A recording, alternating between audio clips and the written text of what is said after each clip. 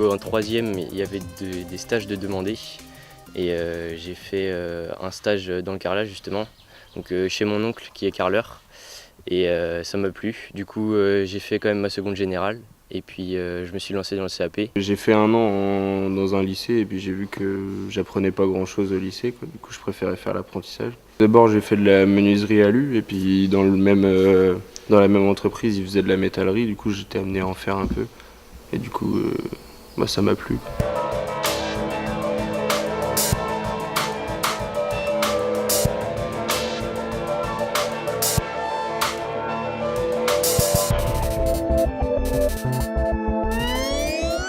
Au cours de la troisième, ils ont l'occasion de faire des mini-stages, donc de découvrir un métier, donc que ce soit en carrelage, en maçonnerie, en menuiserie. Et à partir de ces mini-stages, peut-être qu'il y a un déclic qui peut se faire.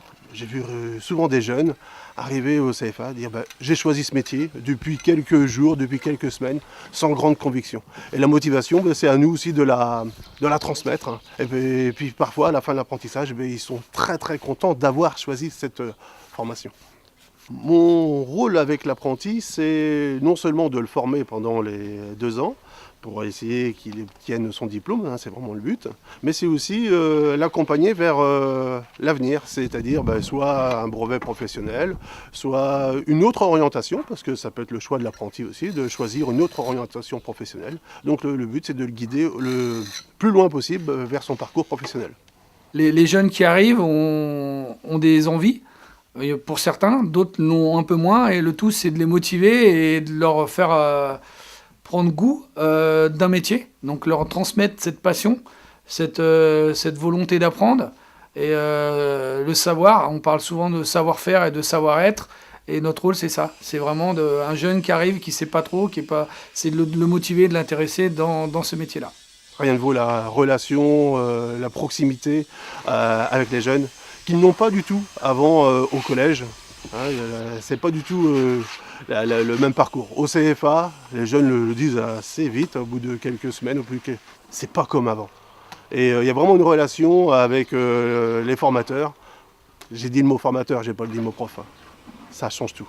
Et il y a une relation humaine qui est totalement différente et on s'intéresse à eux. Et ça change tout. Et il y a une confidence aussi de la part de l'apprenti quand il y a des entretiens individuels avec l'apprenti, des choses qu'il n'ose pas dire à ses parents, qu'il n'ose pas dire à son employeur. Nous, on est neutre et bienveillant, donc ça permet d'avoir une confiance. Si ça va pas, on peut parler des choses, parler de plein de choses avec lui.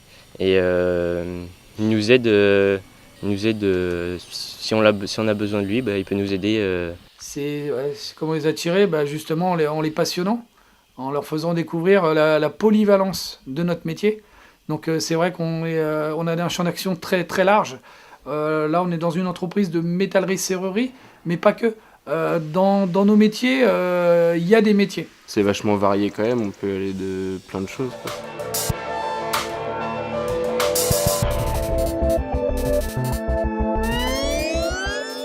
Moi je fais ce métier-là parce que je sais que ce que j'aime bien c'est de faire quelque chose de mes mains, quoi, je sais pas, créer quelque chose à partir de rien, quoi. Je prends en photo tout ce que je fais. Des fois, on repasse devant des chantiers et puis on se dit tiens, celui-là je l'ai fait. C'est quelque chose quand même qui est satisfaisant. Moi j'aimerais bien plus monter ma boîte, plus monter mon entreprise, être mon propre patron, quoi.